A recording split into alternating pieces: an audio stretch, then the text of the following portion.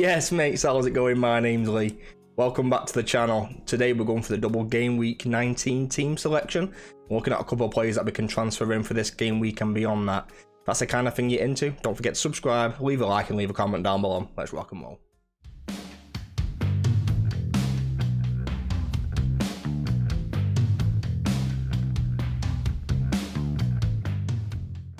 Right, mates, first up we've got the goalkeeper and the defence.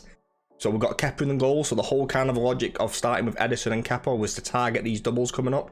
So Kepa's going to take over these, Edison's going to come in next game week for the double.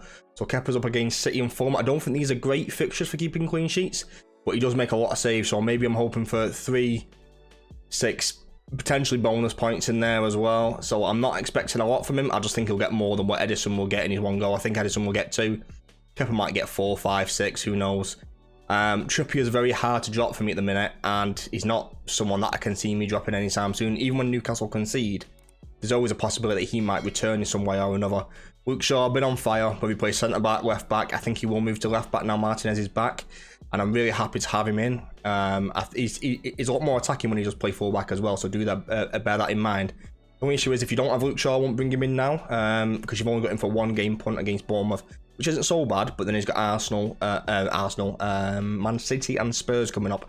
Do be careful about that as well. I wouldn't bring him in right now, personally. I'd wait until after those 2 fixtures.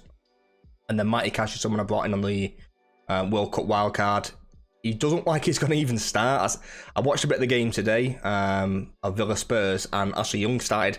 Matty Cash came on after about 60 minutes. I'm hoping that's enough for him to kind of start. I'm not sure if it will be. He's always due some kind of massive haul in the season somewhere, and that's kind of what I was targeting. I thought he was going to come back and start straight away. He hasn't. So whether he's just not favoured by Emery, I'm not entirely sure. But I prefer him over Gabriel personally. I think Newcastle will score against Arsenal. I think Arsenal will also score. So Trippier, I am hoping for attacking returns. I just think Trippier can offer more attacking returns than Gabriel, and that's the reason why I'm starting him. I don't see me transferring out Reece James this game week. I don't think there's any real value in there somewhere. I can already put out a decent defence for this game week and kind of coming up as well.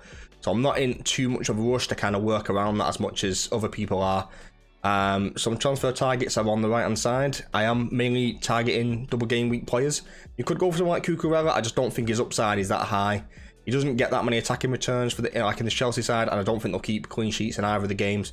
So I don't see the point in transferring that out when I could get some potentially high attacking ceiling returns from the likes of Mitro, Sterling and Mount. So they're the ones that I'm kind of targeting moving forward to that. Next up, we've got the midfield man of the moment, Sir Marcus Rashford.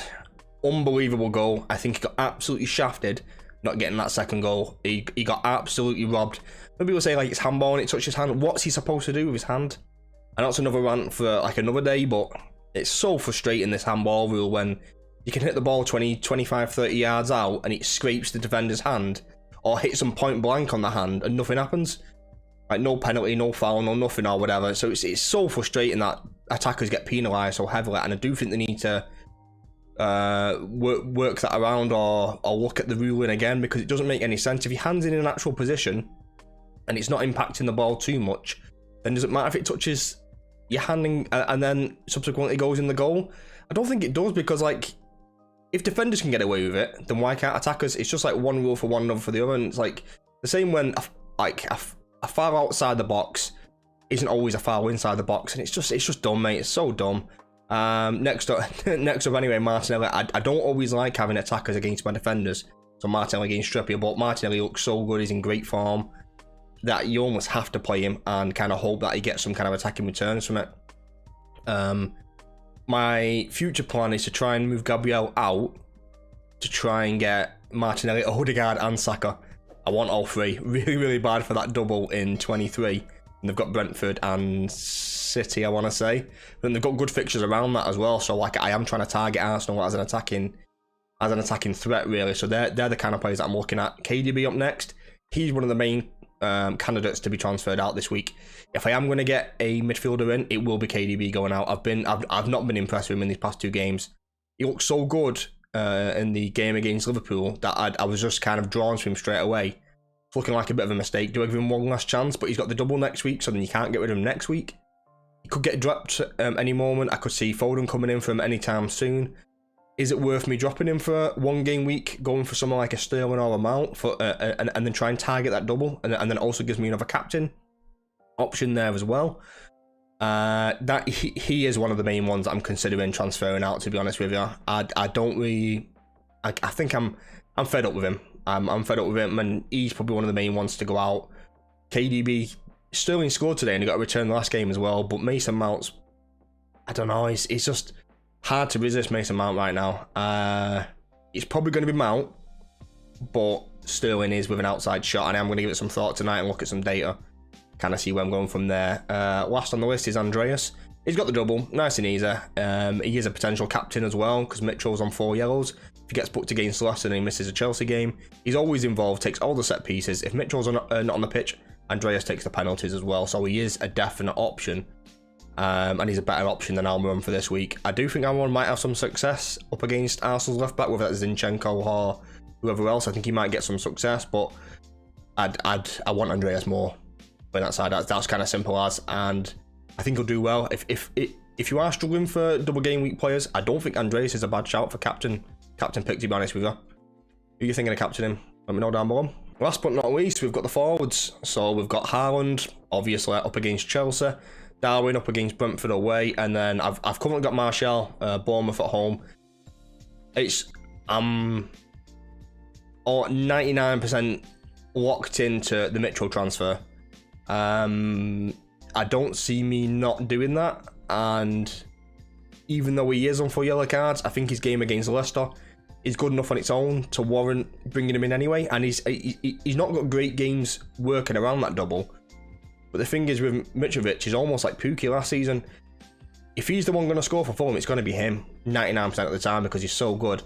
Takes penalties, and I know he missed one the other day, but I think he's someone that you need to back and kind of go all in on. 99% certain I'm going to bring Mitrovic in for Martial. Martial didn't look great the other night up against Wolves. He looked quite sloppy and quite poor. It wouldn't surprise me if he gets dropped. Rashford plays up front. Garnacho comes out wide. I think that's the way we're going to line up, to be honest with it. It's going to be Garnacho, Rashford and Antony. Martial just didn't look great. Like he looked quite poor, and I think he might come on if we're struggling for a goal last 20-30 minutes, and he might come on towards the end. So he's almost guaranteed to go out. And United have got 2 tough games after this, up against City and Arsenal. So yeah, he's going. So my plan is to go Martial to Mitrovic, KDB to Mount, which gives me a lot of money in the bank. Next game week, when City have the double, maybe go Gabriel to Cancelo, depending on what Cancelo's status is. Target that Man City double, and then try and get in as many Arsenal attackers before I can get to 23. I can get 3 in. I can get Martinelli, Odegaard and Saka all for that game week 23 double, and then they've got great fixtures after that as well. That's kind of my plan moving forward. What do you think about my plan? Let me know down below. Alright mates, that's been it for today's video. So today went through my game week 19 team selection, trying to focus on some double game week players, transfer wise, and kind of what we can look at moving forward, and my strategy moving towards that game week 23, trying to triple up on the Arsenal attack. If this is the kind of thing you're into, don't forget to subscribe, leave a like and leave a comment down below. Peace and love.